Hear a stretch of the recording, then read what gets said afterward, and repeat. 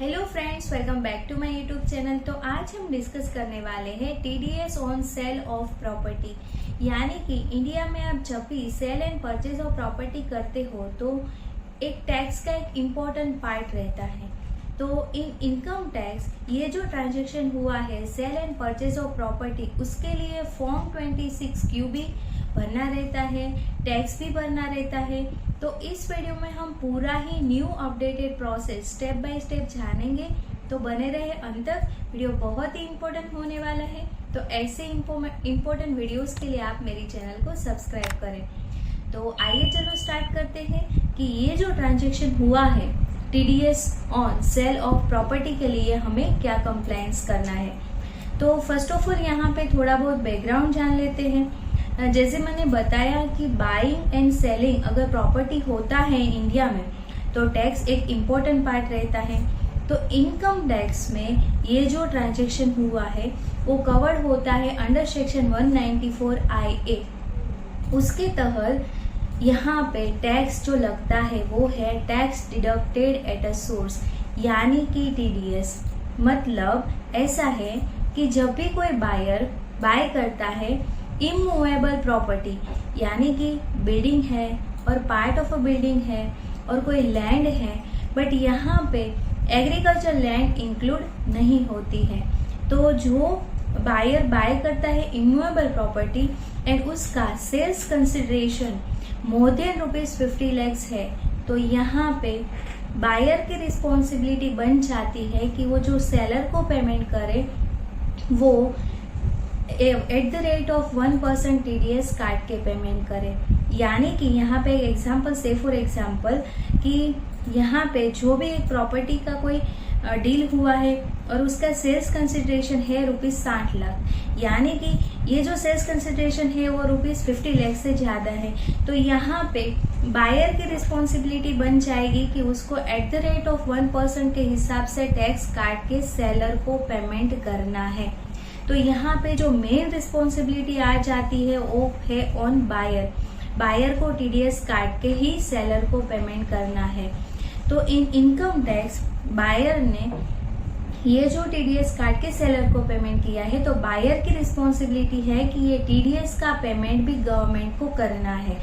तो यहाँ पे बायर को पान बेसिस लॉगिन करके फॉर्म 26QB के थ्रू ये टैक्स का पेमेंट करना है। तो इसके लिए बायर को फर्स्ट ऑफ ऑल अपना पान बेस लॉगिन बना के इनकम टैक्स की साइट पे यहाँ पे लॉगिन करना है। लॉगिन करने के बाद ई फाइल में आना है। ई फाइल के बाद ई पे टैक्स पे क्लिक करना है। ई पे टैक्स पे क्लिक करने के बाद यहाँ पे न्यू पेमेंट का ऑप्शन मिल जाएगा। न्यू पेमेंट ऑप्शन पे क्लिक करने के बाद आपकी प्रोसेस चालू हो जाएगी। देन यहाँ पे नंबर ऑफ पेमेंट का ऑप्शन मिल जाएगा। बट हमें कौन सा पेमेंट करना है? TDS on sale of property 26QB पे क्लिक करना है, प्रोसीड करना है। जैसे ही हम प्रोसीड करेंगे पूरा ही एप्लीकेशन स्टार्ट हो जाएगा। ये एप्लीकेशन है वो बहुत ही सिंपल है, ओनली 4 स्टेज में डिवाइडेड है। फर्स्ट है बायर की डिटेल्स, सेकंड है सेलर की डिटेल्स, थर्ड है प्रॉपर्टी की डिटेल्स एंड फोर्थ वन है पेमेंट की डिटेल्स। बहुत ही सिंपल है। तो फर्स्ट स्टेप है जो है फॉर बायर। तो यहाँ पे बायर के केस में ऐसा है कि जैसे ही आप स्टार्ट करोगे यहाँ पे फर्स्ट ऑफ ऑल आपको पूछा जाएगा रेसिडेंशियल स्टेटस ऑफ सेलर। तो यहाँ पे आपको, मेरे केस में रेसिडेंट है तो मैं रेसिडेंट सिलेक्ट कर रही हूँ, नॉन रेसिडेंट केस में एप्लीकेबल ही नहीं है। तो यहाँ पे मैं रेसिडेंट सिलेक्ट कर रही हूँ। ये जो बायर की डिटेल है वो पूरी ही ऑटो पॉपुलेट आ जाएगी आपके प्रोफाइल में से। तो आपको मेक श्योर करना है कि आपकी प्रोफाइल पूरी अपडेटेड हो। अगर आपकी प्रोफाइल अपडेटेड नहीं है तो आप यहाँ पे क्लिक करने के बाद आप प्रोफाइल पूरी अपडेट करो एंड देन यहाँ पे पूरी इन्फॉर्मेशन आपकी बिल्कुल सही आ जाएगी। देन आपको mobile number and mail ID enter करना है। देन यहाँ पे आपको सिलेक्ट करना है whether more than the one buyer. मेरे केस में नहीं है तो मैं नो सिलेक्ट कर रही हूँ। आपके केस में अगर है तो इट इज एडवाइजेबल कि आप हर एक बायर वाइज 26QB अलग अलग फाइल करें, एक सिंगल ही फाइल ना करें। तो यहाँ पे ये पूरी ही इंफॉर्मेशन एंटर करने के बाद आपको कंटिन्यू बटन पे क्लिक करना है। कंटिन्यू बटन पे क्लिक करने के बाद हमारा दूसरा स्टेप आ जाएगा, वो है फॉर सेलर की डिटेल।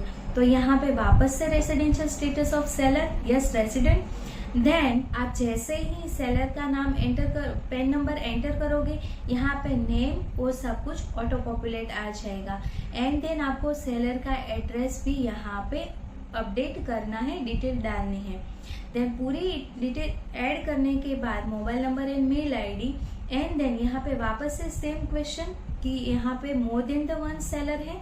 मेरे केस में नहीं है, अगर आपके केस में है तो इट इज एडवाइजेबल कि आप अलग अलग फॉर्म एक्सेप्ट करें। तो यहाँ पे more than one seller, no या यस पे क्लिक सिलेक्ट करने के बाद आपको कंटिन्यू बटन पे क्लिक करना है। कंटिन्यू बटन पे क्लिक करने के बाद थर्ड स्टेप आ जाएगा, वो है प्रॉपर्टी डिटेल्स। यहाँ पे आपको टाइप ऑफ प्रॉपर्टी सिलेक्ट करना है, लैंड है या बिल्डिंग है, आपका जो भी है वो सिलेक्ट करने के बाद आपका जो भी प्रॉपर्टी है उसका पूरा ही एड्रेस यहाँ पे बिल्कुल सही एंटर करना है। Then very important useful information है कि डेट ऑफ एग्रीमेंट बुकिंग, कौन सी डेट पे एग्रीमेंट बुकिंग हुआ है, total sales value of consideration क्या है, डेट ऑफ पेमेंट क्या है, डेट ऑफ डिडक्शन क्या है, देन पेमेंट टाइप लमसम है या इंस्टॉलमेंट है वो भी सिलेक्ट करना है, एंड टैक्स डिपॉजिट डिटेल्स, यानी कि यहाँ पे आप जैसे ही sales consideration value of consideration डालोगे, यहाँ पे आपका 1% के हिसाब से टीडीएस कैलकुलेट करके आ जाएगा। यहाँ पे टीडीएस का अमाउंट आ जाने के बाद आपको कंटिन्यू बटन पे क्लिक करना है।